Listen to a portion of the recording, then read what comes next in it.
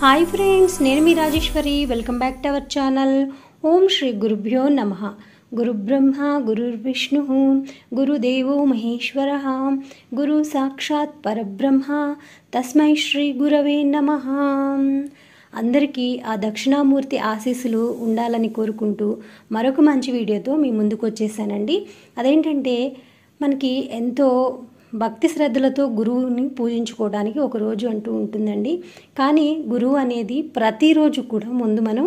ఆయన ఆశీస్సులు తీసుకొని మనకి దేవుడైనా సరే తల్లిదండ్రులతో సమానమైన వారు గురువు గారు గురువుని మనము ఎప్పుడు కూడా తలుచుకోవాలి మనం చిన్నప్పటి నుంచి ఒక మంచి నడవడికని నేర్పించడం కానీ మనకి ఎలా ఉండాలి ఎప్పుడు ఏ విధంగా నడుచుకోవాలి అనేది అన్నికి మన తల్లిదండ్రుల తర్వాత మనకి నేర్పించేది గురువు గారండి గురువుని మనము ఎంతో భక్తి శ్రద్ధలతో పూజించడానికి కూడా ఒక రోజు ఉందండి అదే గురు పూర్ణిమ దాన్ని వ్యాస పూర్ణిమ అని కూడా అంటారు వ్యాస మహర్షి మనకి గురువుగా ఎన్నో మంచి విషయాలని నేర్పించారు గురువు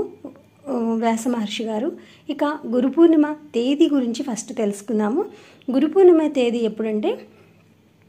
జూలై 10వ తారీఖు గురువారం రోజండి జూలై 10 గురు పూర్ణిమ పూర్ణిమ తిథి ఎప్పుడు ప్రారంభం అవుతుందంటే జూలై 10వ తారీఖు ఉదయం 1:36 పౌర్ణమి తిథి మొదలయ్యి జూలై 11వ తారీఖు ఉదయం 2 గంటల మధ్యాహ్నం అండి జూలై 11 మధ్యాహ్నం 2:06 గురు పూర్ణిమ ముగుస్తుంది పూర్ణిమ తిథి అనేది మనకి ముగుస్తుంది గురు పూర్ణిమకి శుభముహూర్తం ఏమిటంటే బ్రహ్మముహూర్తం అండి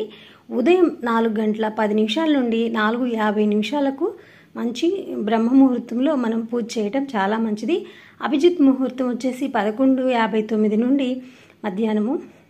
12:54 వరకు అలాగే విజయ ముహూర్తం అని ఉంటుంది అది 12:45 నుండి మధ్యాహ్నం 12:45 నుండి 3:45 వరకు ఉంది ఇక మనకి అసలు గురు పూర్ణిమ ఎప్పుడంటే పూర్ణిమ తిథి మనకి రాత్రికి ఎక్కువగా ఉంది కాబట్టి గురు పూర్ణిమ అనేది జూలై 10వ తారీఖు అండి ఆషాఢ పూర్ణిమ రోజున ఉదయాన్నే నిద్రలేచి స్నానం చేసి శుద్ధమైన బట్టలు ధరించండి ఆదర్శంగా పవిత్ర నదీ స్నానం శుభప్రదం అండి మన నది దగ్గర లేనప్పుడు చక్కగా ఇంట్లో నీళ్ళనే గంగా స్నానంగా భావించి చేయాలి ఇక పండ్లు పూలు ధూపం దీపం మరియు నైవేద్యం వంటి అన్ని ముఖ్యమైన సామాగ్రిని సేకరించి పూజ చేసే ప్రదేశంలో దీపాన్ని వెలిగించండి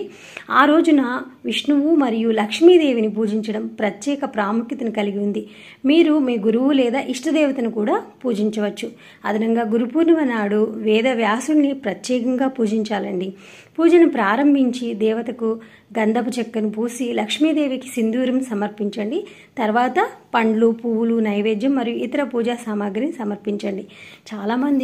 గురు పూర్ణిమ అంటే సాయిబాబాను దత్తాత్రేయుల్ని ఇలా పూజిస్తూ ఉంటారు మీకు ఏ గురువు నచ్చుతారో చక్కగా ఆ గురువుకి పూజ చేసి లక్ష్మీనారాయణని పూజించడం అసలు మర్చిపోద్దండి గురు పూర్ణిమ ఏ విధంగా చేసుకోవాలో మరొక వీడియోలో క్లుప్తంగా తెలుసుకుందాం ఈ వీడియో ఇంతటితో ముగిస్తున్నానండి ఈ వీడియో నచ్చితే లైక్ చేయండి షేర్ చేయండి సబ్స్క్రైబ్ చేయడం అసలు మర్చిపోవద్దు బాయ్ ఫ్రెండ్స్ నమస్తే మరొక వీడియోలో కలుసుకుందాం